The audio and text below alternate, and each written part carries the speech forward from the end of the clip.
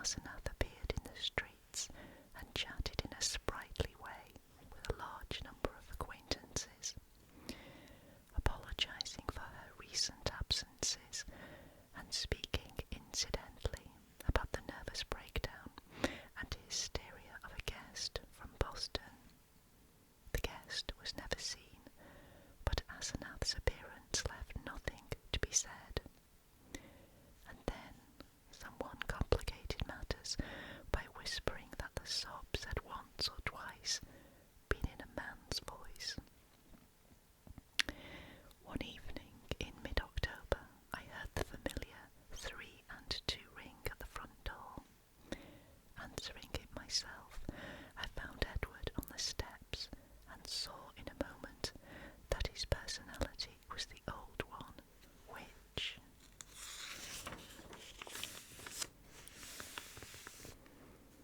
I had not encountered since the day of his ravings on that terrible ride from Chesuncook. His face was twitching with a mixture of odd emotions in which fear and triumph seemed to share dominion, and he looked furtively over his shoulder as I closed the door behind him. Following me clumsily to the study, he asked for some whisky to steady his nerves. I forbore to question him, but waited till he felt like beginning whatever he wanted to say. At length he ventured some information in a choking voice. Asenath has gone, Dan. We had a long talk last night while the servants were out, and I made her promise to stop preying on me. Of course I had certain occult defences I never told you about. She had to give in, but got frightfully angry. Just packed up and started for New York. Walked right out to catch the 8:20 into Boston. I suppose people will talk, but I can't help that. You needn't mention that there was any trouble. Just say she's gone on a long research trip. She's probably going to stay with one of her horrible groups of devotees. I hope she'll go west and get a divorce. Anyhow, I've made her promise to keep away and let me alone. It was horrible, Dan. She was stealing my body, crowding me out, making a prisoner of me. I laid low and pretended to let her do it, but I had to be on the watch. I could plan if I was careful, for she can't read my mind literally or in detail. All she could read of my planning was a sort of general mood of rebellion, and she always thought I was helpless, never thought I could get the best of her, but I had a spell or two that worked. Darby looked over his shoulder and took some more whisky. I paid off those damned servants this morning when they got back. They were ugly about it and asked questions, but they went. They're her kind, Innsmouth people, and were hand in glove with her. I hope they'll let me alone. I didn't like the way they laughed when they walked away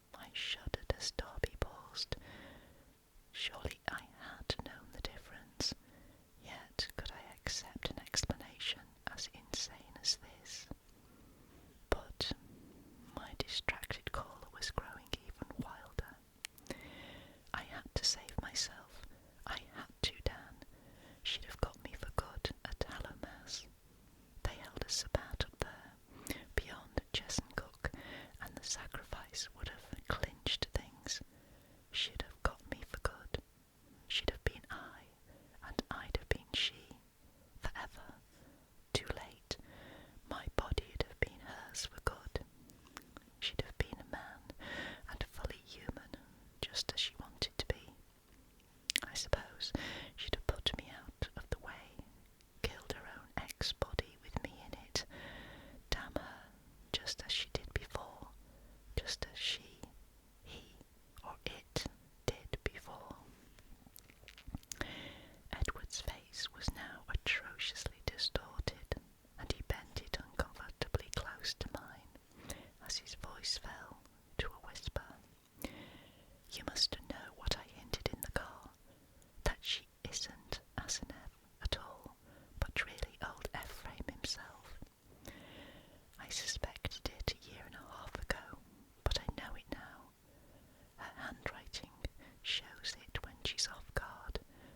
Sometimes she jots down a note in writing that's just like her father's manuscripts, stroke for stroke, and sometimes she says things that nobody but an old man like Ephraim could say. He changed forms with her when he felt death coming. She was the only one he could find with the right kind of brain and a weak enough will. He got her body permanently, just as she almost got mine, and then poisoned the old body he'd put her into. Haven't you seen old Ephraim's soul glaring out of that she-devil's eyes dozens of times, and out of mine when she had control of my body? The whisperer was panting and paused for breath. I said nothing, and when he resumed, his voice was nearer normal. This, I reflected, was a case for the asylum, but I would not be the one to send him there. Perhaps time and freedom from Asenath would do its work. I could see that he would never wish to dabble in morbid occultism again. I'll tell you more later. I must have a long rest now. I'll tell you something of the forbidden horrors she led me into, something of the age-old horrors that even now are festering in out-of-the-way corners, with a few monstrous priests to keep them alive. Some people know things about the universe that nobody ought to know, and can do things that nobody ought to be able to do. I've been in it up to my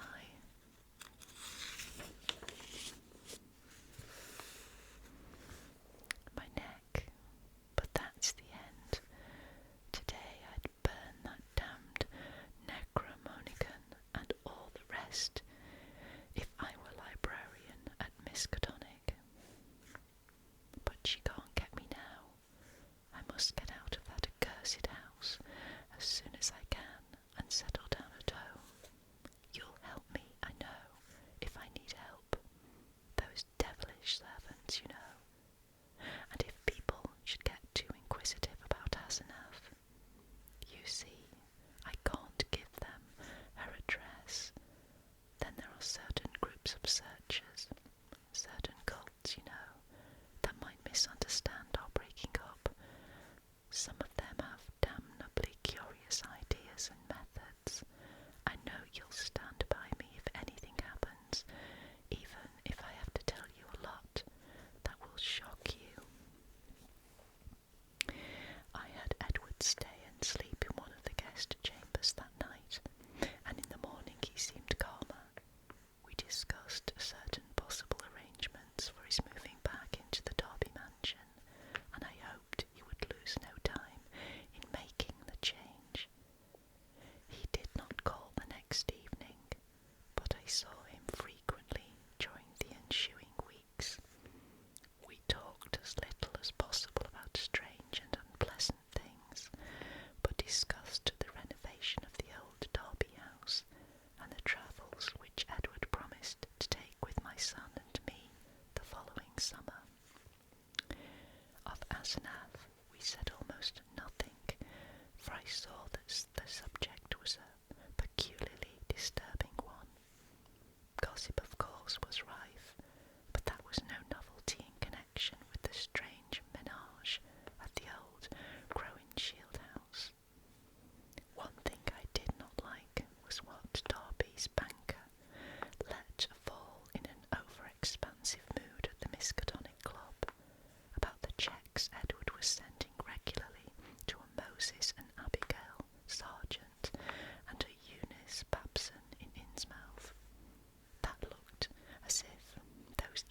least servants were extorting some kind of tribute from him, yet he had not mentioned the matter to me. I wished that the summer and my son's Harvard vacation would come so that we could get Edward to Europe. He was not, I soon saw, mending as rapidly as I had hoped he would, but there was something a bit hysterical in his occasional exhilaration, while the moods of fright and depression were altogether too frequent. The old Derby house was ready by December, yet Edward constantly put off moving, though he hated and seemed to fear the Crowninshield place. He was, at the same time, queerly enslaved by it. He could not seem to begin dismantling things, and invented every kind of excuse to postpone action. When I pointed this out to him, he appeared unaccountably frightened. His father's old butler, who was there with other reacquired family servants, told me one day that Edward's occasional prowlings about the house, and especially down cellar, looked odd and unwholesome to him. I wondered if Asenath had been writing disturbing letters, but the butler said there was no mail which could have come from her. It was about Christmas that Darby broke down one evening while calling on me. I was steering the conversation toward next summer's travels when he suddenly shrieked and leaped up from his chair with a look of shocking, uncontrollable fright, a cosmic panic and loathing such as only the nether gulfs of nightmares could bring to any sane mind. My brain, God damn it's tugging from beyond, knocking, clawing, that she-devil, even now, Ephraim, Camok, the pit of the Shoggoths, Aya, Shub, Niggurath, the goat with 1,000 young, the flame beyond body, beyond life, in the earth, O God. I pulled him back to his chair and poured some wine down his throat as his frenzy sank to a dull apathy. He did not resist, but kept his lips moving as if talking to himself. Presently I realized that he was trying to talk to me, and bent my ear to his mouth to catch the feeble words. Again, she's trying. I might have known. Nothing can stop that force, not distance, nor magic, nor death. It comes and comes, mostly in the night. I can't leave. It's horrible. Oh God damn, if you only knew as I do just how horrible it is. When he had slumped down into a stupor, I propped him with pillows and let normal sleep overtake him.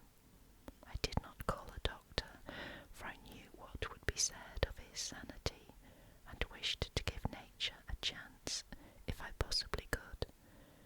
He waked at midnight, and I put him to bed upstairs, but he was gone by morning. He had let himself quietly out of the house, and his butler, when called on the wire, said he was at home pacing restlessly about the library. Edward went to pieces rapidly after that. He did not call again, but I went daily to see him. He would always be sitting in his library, staring at nothing and having an air of abnormal listening. Sometimes he talked rationally, but always on trivial topics. Any mention of his trouble, of future plans, or of Asenath would send him into a frenzy. His butler said he had frightful seizures at night, during which he might eventually do himself harm. I had a long talk with his doctor, banker, and lawyer, and finally took the physician with 2 specialist colleagues to visit him. The spasms that resulted from the first questions were violent and pitiable, and that evening a closed car took his poor struggling body to the Arkham Sanitarium. I was made his guardian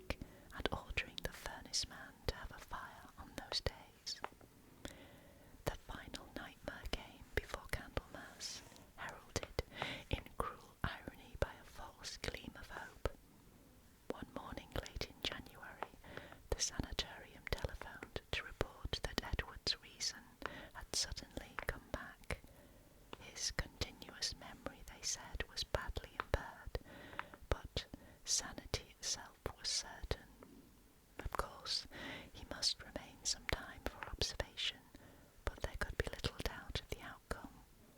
All going well, he would surely be free in a week.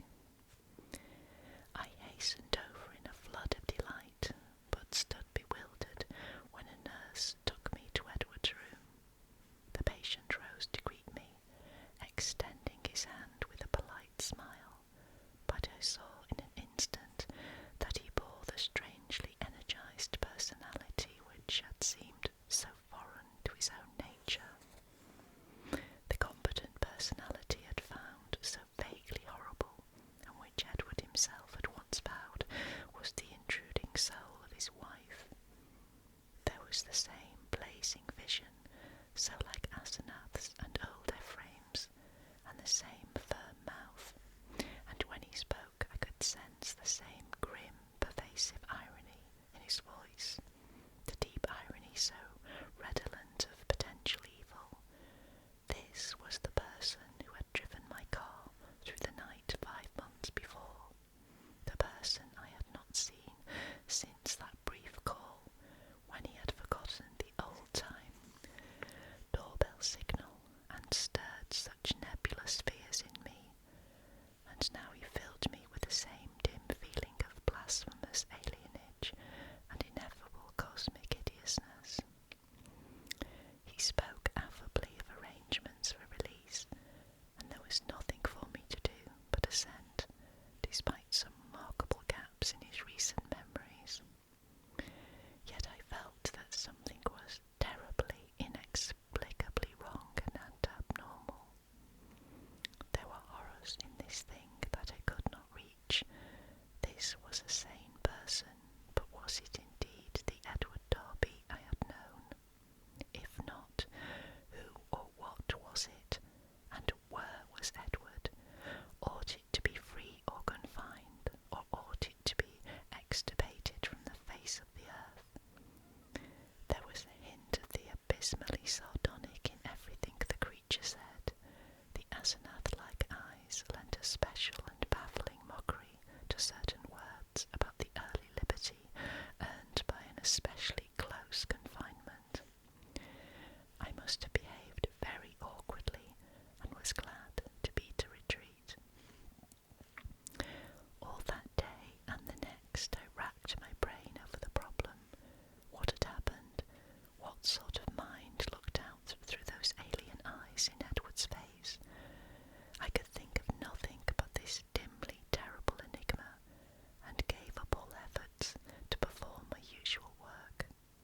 The second morning, the hospital called up to say that the recovered patient was unchanged, and by evening I was close to a nervous collapse, a state, I admit, though others will vow it, coloured my subsequent vision.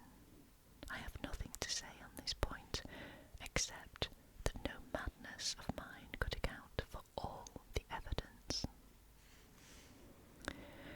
It was in the night after that second evening that stark, utter horror burst over me and weighted my spirit with a black, clutching panic from which you can never shake free. It began with a telephone call just before midnight. I was the only one up, and sleepily took down the receiver in the library. No one seemed to be on the wire, and I was about to hang up and go to bed when my ear caught a very faint suspicion of sound at the other end. Was someone trying under great difficulties to talk? As I listened, I thought I heard a sort of half-liquid bubbling noise, glub, glub, glub, which had an odd suggestion of inarticulate, unintelligible word and syllable divisions. I called, "Who is it?" but the only answer was glub, glub, glub, glub.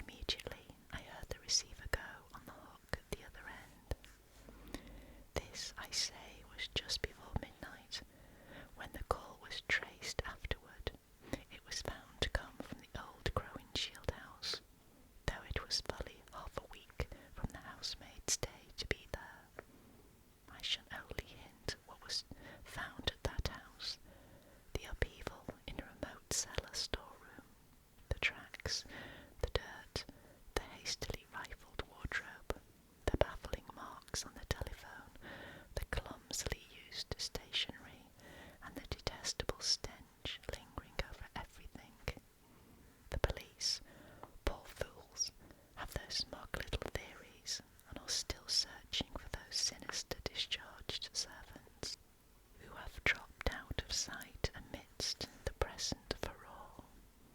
They speak of a ghoulish revenge for things that were done, and say I was included because I was Edward's best friend and adviser. Idiots! Do they fancy those brutish clowns could have forged that handwriting? Do they fancy they could have brought what later came? Are they blind to the changes in that body that was Edward's? As for me, I now believe all that Edward Darby ever told me. There are horrors beyond life's edge that we do not suspect, and once in a while man's evil prying calls them just within our range. Ephraim Asenath, that devil called them in, and they engulfed Edward as they are engulfing me. Can I be sure that I am safe? Those powers survive the life of the physical form. The next day, in the afternoon, when I pulled out of my prostration and was able to walk and talk coherently, I went to the madhouse and shot him dead for Edward's and the world's sake.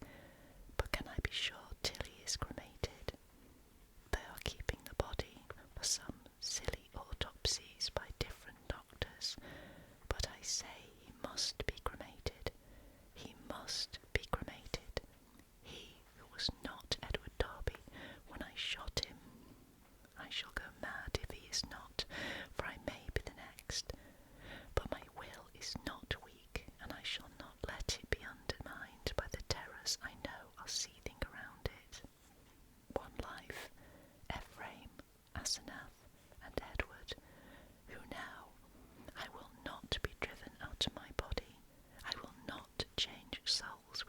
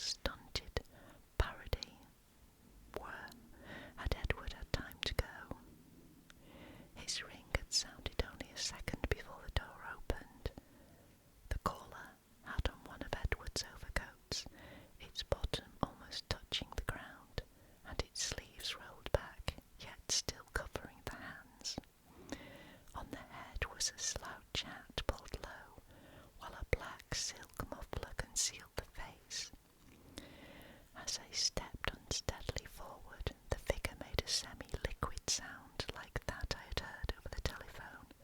Glub, glub, and thrust at me a large, closely written paper, impaled on the end of a long pencil.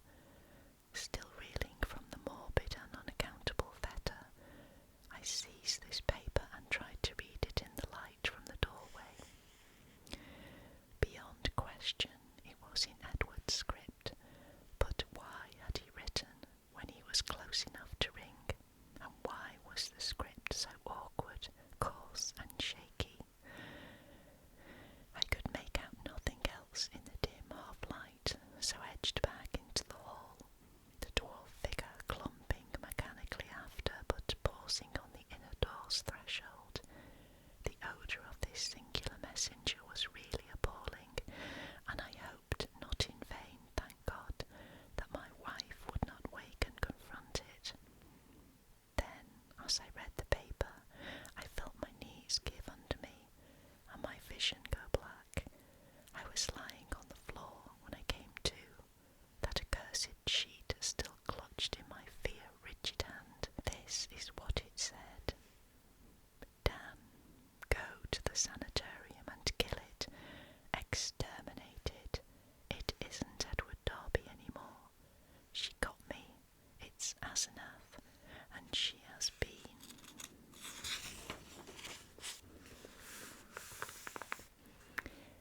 Dead 3 months and a half.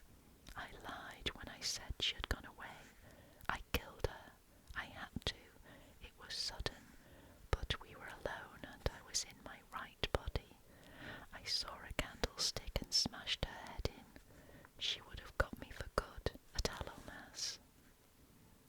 I buried her in the farther cellar storeroom under some old boxes and cleaned up all the traces. The servants suspected next morning, but they have such secrets that they dare not tell the police. I sent them off, but God knows what they and others of the cult will do. I thought for a while I was all right, and then I felt the tugging at my brain. I knew what it was. I ought to have remembered. A soul like hers, or Ephraim's, is half detached and keeps right on after death as long as the body lasts. She was getting me, making me change bodies with her, seizing my body and putting me in that corpse of hers buried in the cellar. I knew what was coming. That's why I snapped and had to go to the asylum. Then it came. I found myself choked in the dark, in Asenath's rotting carcass, down there in the cellar under the boxes where I put it, and I knew she must be in my body at the sanitarium, permanently, for it was after Hallowmass and the sacrifice would work, even without her being there, sane and ready for release as a menace to the world. I was desperate, and in spite of everything, I clawed my way out. I'm too far gone to talk. I couldn't manage to telephone, but I can still write. I'll get fixed up somehow and bring you this last word and warning. Kill that fiend if you value the peace and comfort of the world. See that it is cremated. If you don't, it will live on and on, body to body forever, but I can't tell you what it will do. Keep clear of black magic, Dan. It's the devil's business. Goodbye. You've been a great friend. Tell the police whatever they'll believe, and I'm damnably sorry to drag all this on you. I'll be at peace before long. This thing won't hold together much more. Hope you can read this, and kill that thing. Kill it. Yours, Ed. It was only afterward that I read the last half of this paper, for I had fainted at the end of the third paragraph. I fainted again when I saw and smelled